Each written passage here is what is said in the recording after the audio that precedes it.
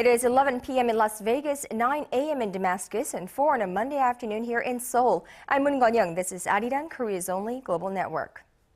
We're going to begin this Monday afternoon with the latest development in what may be seen as a thaw in relations between the two Koreas.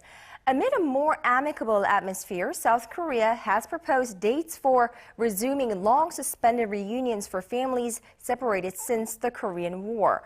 While that seems all well and good, North Korea's reaction to upcoming joint military drills between Seoul and Washington could throw a spanner in the works. ARIRANG News Unification Ministry correspondent Hwang Sung-hee starts us off. Families separated since the Korean War will have the chance to see each other again in mid-February if North Korea agrees to the South's offer. Seoul's Unification Ministry said it made the proposal through the Inter-Korean hotline on Monday morning.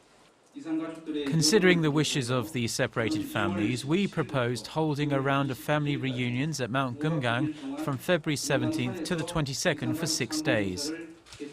The ministry also offered to hold working-level talks on Wednesday at the North Korean side of the truce village of Panmunjom to fine-tune the details of the event. The North took many by surprise with its sudden proposal last Friday that the reunions resume at a convenient time for South Korea after the Lunar New Year holiday, which falls at the end of this week. If the event takes place next month, 100 divided family members from each side will be reunited. Millions of Koreans were separated from their loved ones when the country was divided more than 6 decades ago. Around 72,000 South Koreans are on the waiting list for a chance to meet their families one last time, although time is running out for the very elderly relatives. Despite the friendlier tone in recent weeks, preparations for the event may run into some problems due to the upcoming joint military drills between South Korea and the United States. The South Korean government has made clear the drills will take place as scheduled, starting at the end of February, despite North Korea's repeated calls to cancel what it views as war games. This year's training, however, will not involve U.S. aircraft carriers or strategic bombers. Seoul is expected to notify its neighbors, including Pyongyang, of the schedule and purpose of the exercises after the Lunar New Year holiday. Hwang Sung-hee, ARIRANG News. Meanwhile, the U.S. envoy in North Korea has called on Pyongyang to take more meaningful steps towards peaceful reconciliation. Talking to reporters in Beijing on Sunday, U.S. Special Representative for North Korea Policy Glenn Davies said that the most important task for Pyongyang is to go beyond its recent charm offensive, which includes a proposal for reunions for families separated since the Korean War. Now, Davies said he cannot pinpoint the reasons for the North's recent actions, but said this is not the first time Pyongyang has shown interest in reconciliation. Davies will meet with his Chinese counterpart Woo Da-wei and other high-ranking officials in Beijing until Tuesday before heading to Seoul and then to Tokyo. Now, as the dust settles on one of the largest ever personal and financial data leaks in Korean history, the country's main political parties have been rolling out their own measures to investigate the matter, and the National Assembly will revise a related law to bring the crisis under control. Our Kim Yongjoo has more. In the wake of the massive data leak, Korea's National Assembly plans to pass a revision to the Personal Information Protection Act at next month's extraordinary session. The revision will form a legal framework to make mobile spam messages illegal and clamp down on voice phishing, both of which are the most common forms of financial fraud. Financial firms will also be restricted from sharing their clients' personal information with their affiliates to prevent secondary damages.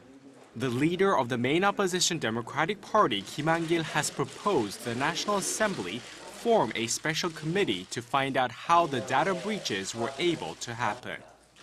Kim is also demanding government and presidential office officials step down to take responsibility for the leaks. There should be a full-scale personnel shakeup at the presidential office of Cheongwade and the cabinet, as these leaks were brought on by President Park Geun-hye's uncommunicative politics.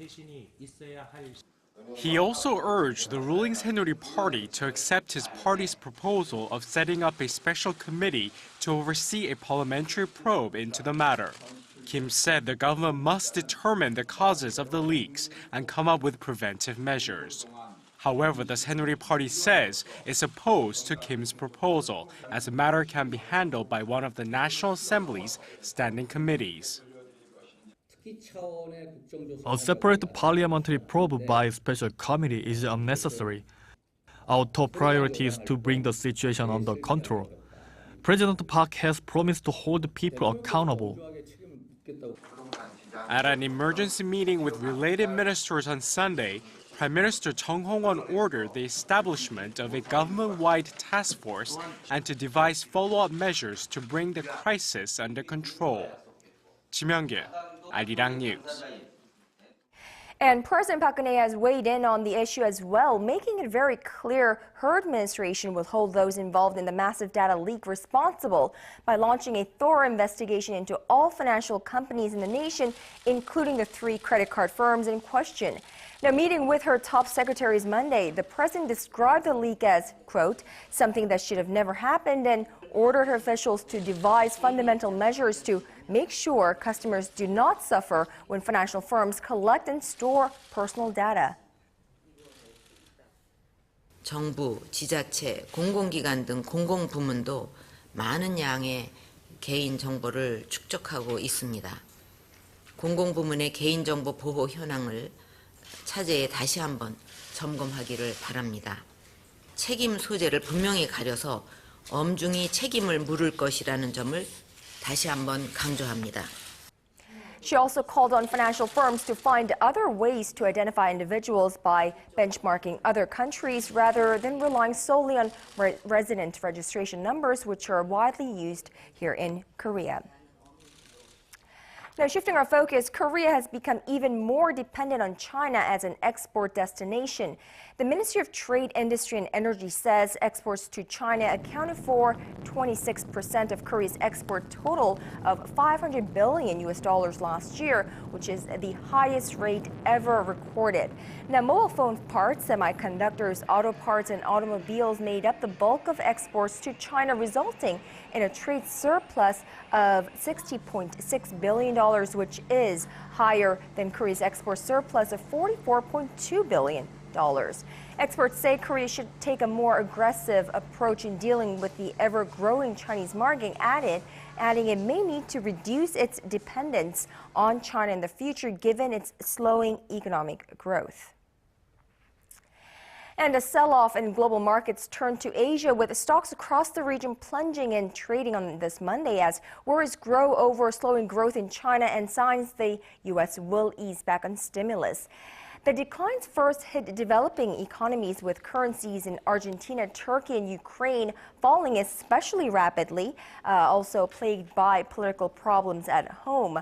But the sell-off has since spread to more advanced economies, with the U.S. tumbling Friday and shares in Seoul slumping to a 5-month low in early trading on this Monday. Now, at the closing bell, the benchmark Kospi was down more than 1.5%, closing the day at 1910 after touching an intraday low of 1899.8, which is its lowest since August last year. Now, the Korean won also dropped to its 6th day of losses, the longest run of losses since March, falling 0.4% to roughly 1,084 won. So for a more in-depth look into this issue, we're joined live in the studio by Dr. Kim Yongjoo, head of KLMP Consulting, and of course a regular commentator on this program. Good afternoon to you, Dr. Kim. Good afternoon. Now, let's talk about the Korean government's emergency financial market monitoring meeting yesterday, which of course was Sunday here in Korea, so it was quite unusual. Right. What did you see in the statement that came afterwards? Actually, this special Sunday meeting itself produced a statement that was pretty comprehensive.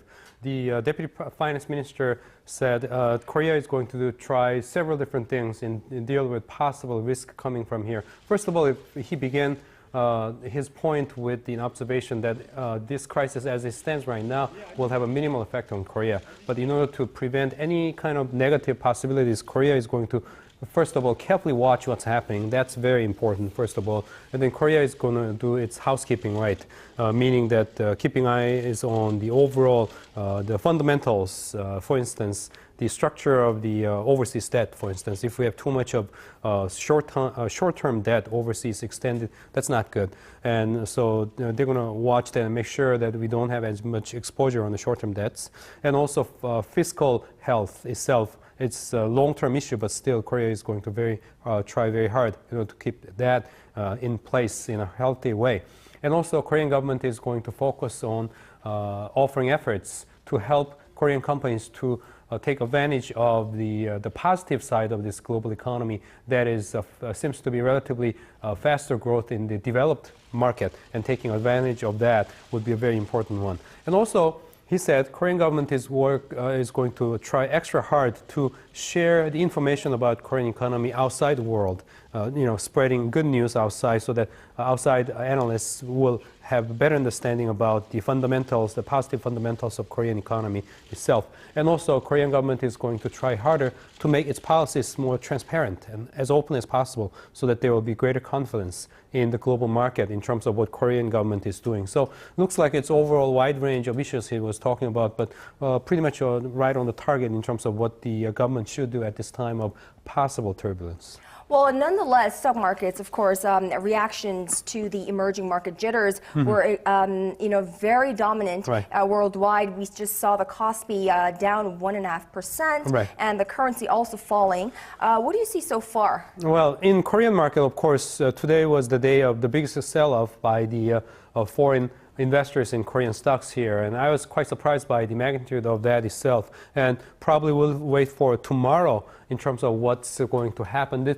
Today alone, I think you might have mentioned this, but foreigners have sold about 515 billion won worth of Korean stocks, and we'll have to closely watch whether that continues on tomorrow. But as you can see on the screen, if we think about for the past 4 weeks of the stock market reaction worldwide, Japan has suffered the biggest drop right there, followed by United States and China with significant numbers. I think Korea would probably stand somewhere in between the middle right there. And so it basically shows the world is quite nervous, to say the least.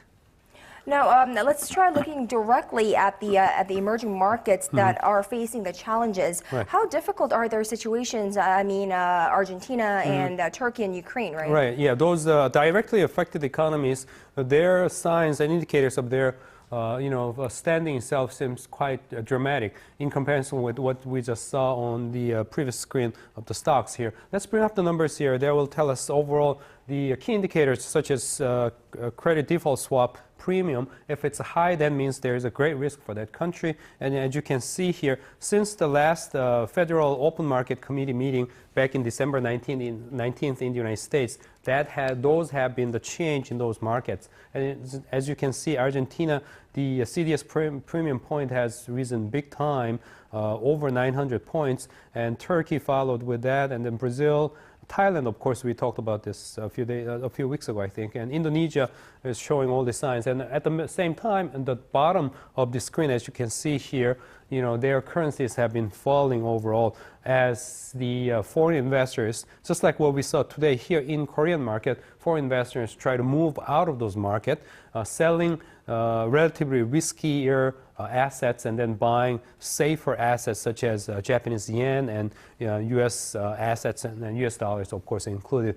The currency value, as you just saw on the screen, have been falling quite considerably. In Korea, we saw the slight fall of the Korean won today, but Korea has not been one of those countries that have been very dramatically affected at all. And actually, Korea's overall interest rate as attached to the treasury bonds, for instance, has been actually falling, indicating that actually there is a greater popularity or demand among the global buyers for Korean treasury bills, meaning that Korean assets looks like, except the stocks are always troublemakers, but longer term assets, Korean assets seem to have been viewed as, relatively speaking, safer assets.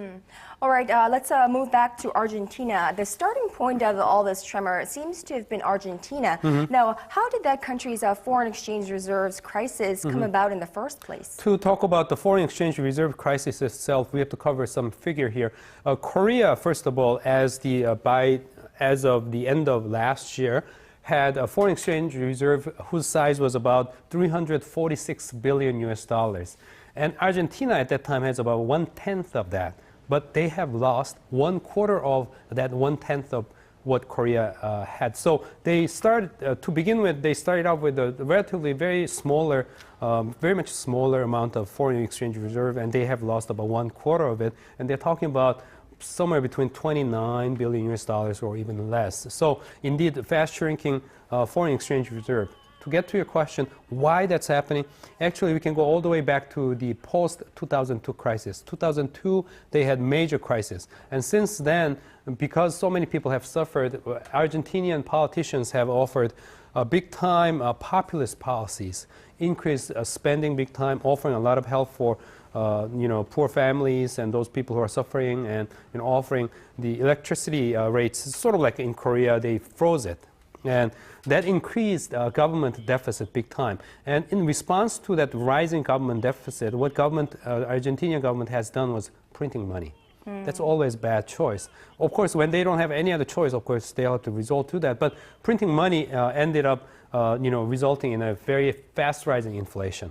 So altogether, they have come up with all this, the recipe of bad policies altogether. And people are losing their confidence in the Argentinian economy, overall fiscal structure of it, and then the valuation of their currency in the face of fast rising inflation. So it's a bad combination of bad policies as a result of this post-crisis management.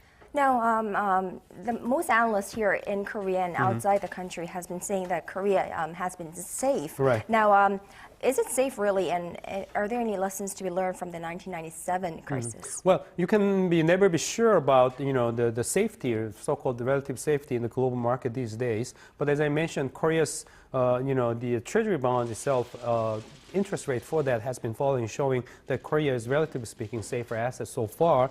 Now, the policymakers are concerned about, they have to be prepared for worst case scenarios. One worst case scenario would be coupling with these emerging markets eventually and experiencing spillover effects, just like what you saw those countries on the screen before, going together with other emerging markets. That's one bad scenario. And the other one is, in partial relations to this overall turbulence, we can also experience some impact from the U.S. decision-making in the coming days. I think 28th or 29th, in a few days, they will have another FOMC meeting. Right, Wednesday and Thursday. Wednesday, Thursday. And their decision, and also Chinese economy's performance. You mentioned the Chinese economy, we have 26% of our exports dependent upon that. And so if things go wrong on the G2 dimension of it, together with this emerging market side, it's going to get pretty bad. So those are the factors we are concerned about. But for now, for our overseas audience, I can tell you for sure that we are in a good standing in terms of our fundamentals. So very stable fundamentals that Right. we have here in Korea. All right, Dr. Kim Yongjoo, thank you so much for today. Okay. With rapid changes in the global economy, up-to-date business and financial news has never been more essential. See what's making markets tick around the globe. We speak to the experts and cover the biggest financial stories. North Korea provocation. Quite good. We received a lot of positive feedback, especially from those abroad. Moving now to the bird flu crisis affecting the southern and central regions of Korea, the government has ordered a new temporary standstill on the movement of poultry, livestock, and farm workers. This is the second movement ban since the virus broke out more than 10 days ago. Kwon So-ah reports. It was a busy weekend for disease prevention authorities as areas with confirmed or suspected bird flu cases are being supervised around the clock. Despite their best efforts, the rising number of confirmed cases prompted the government on Sunday to issue a 12-hour standstill from Monday morning on the movement of any livestock, farm workers, and vehicles in Gyeonggi-do, Chungcheongnam-do, and Chungcheongbuk-do province, which includes the administrative city of Sejong and Daejeon. The standstill came into effect at 6 a.m. on Monday and will be lifted at 6 p.m. The government took the step as fears grow the virus could spread throughout the entire nation, especially after the highly pathogenic H5N8 strain was confirmed in more ducks over the weekend, including on a farm in Korea's southern Jeollanam-do province. Further north in Buyeo, Chungcheongnam-do province, the virus has been confirmed in chickens for the first time. This is especially concerning as chickens are more vulnerable to the virus and they greatly outnumber the number of ducks. The highly pathogenic bird flu virus spreads at a very fast speed among chickens. That's why we decided to cull more of them as a preventive measure. With that in mind, authorities have decided to cull all ducks and chickens within a 3-kilometer radius of 6 regions along the west coast. Nearly 500,000 birds have been culled so far, with another 2.2 million expected to be slaughtered over the coming days. The virus has also been found in migratory bird droppings at Sihwaho Lake in Hwasong, Gyeonggi-do province. This is the most northern point in which the virus have been detected, increasing worries it could spread to the Seoul metropolitan area. More cases are predicted to show up this week, especially since the virus has an incubation period of 7 to 21 days. Prime Minister Chung Hong-won has ordered a state of emergency and has called for special attention ahead of the Lunar New Year holiday, which begins on Thursday. Kwon So-ah, ARIRANG News. Now, Korean tech giants Samsung Electronics and Google have agreed on a global patent cross-licensing agreement. The new agreement will allow the two tech giants to share currently owned patents as well as any filed in the next 10 years. Our Yudian reports. Samsung Electronics and Google, which are frequently involved in patent infringement lawsuits but not against each other, have agreed to share their existing patents and those filed over the next 10 years. Without providing details, the two companies emphasized the deal will help them better avoid litigation. The head of Samsung's Intellectual Property Center, An Seung-ho, said in a press release that Samsung and Google are showing the rest of the industry that there is more to gain from cooperating than engaging in unnecessary patent disputes. The sentiment was echoed by Google's Deputy General Counsel for Patents, Alan Lowe, who said through agreements like this, companies can reduce the potential for litigation and focus instead on innovation. The comment appeared to have been a direct shot at Apple, with which the two companies have been engaged in a number of multinational patent battles. Samsung is the second largest patent holder in the United States, and Google is the 11th, and the deal is expected to give both an edge in upcoming patent battles. For Google, pundits say the deal has broad implications considering its growing reach into hardware and wearables. With Samsung's hardware patents, Google can more easily expand into the wearable industry. Samsung, which seemed like it was trying to break away from Google's Android platform to develop a mobile platform of its own, will continue to work with Google in that realm. Looking ahead, the deal is also expected to lead to deeper collaboration on research and development of future projects. Yurian, ARIRANG News. Now, in other news, there's a glint of hope in otherwise tough talks in Geneva between the Syrian government and the Western-backed opposition. In the first deal struck from the latest round of talks, women and children will be allowed to leave the besieged city of Homs. Connie Kim has the details. The Syrian government and the opposition Syrian National Coalition struck their first yet small agreement on the second day of their international peace talks in Geneva. Under the deal, women and children will be allowed to leave the besieged city of Homs. Hopefully, starting tomorrow, women and children will be able to leave the old city in Homs. Homs is a key battleground in the conflict, with government forces pinning down rebels and civilians with heavy mortar attacks for more than 1 year. The two sides failed to reach common ground on sending humanitarian aid into Homs on Saturday, but UN envoy Dr Brahimi, who is acting as mediator between two sides, has admitted progress was always going to be slow. The core objective of the talks come on Monday as the two sides will begin to discuss political matters and specifically the establishment of a transitional government.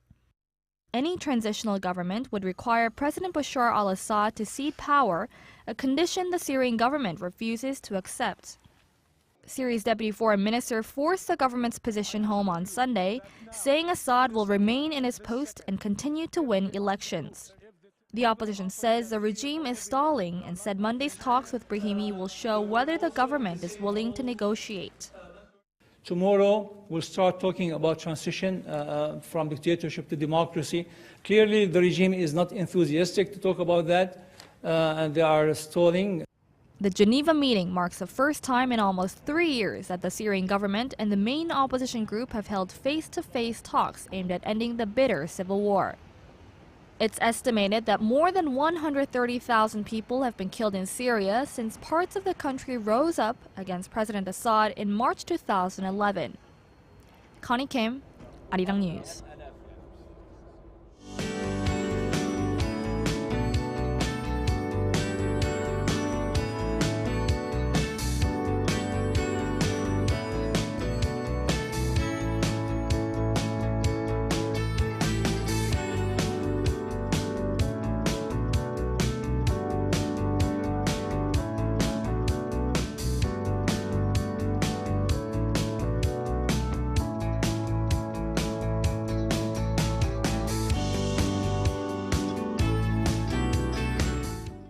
And that brings us to the end of this newscast, but stay tuned to ARIRANG. We have a lot more coming your way on Early Edition at 6.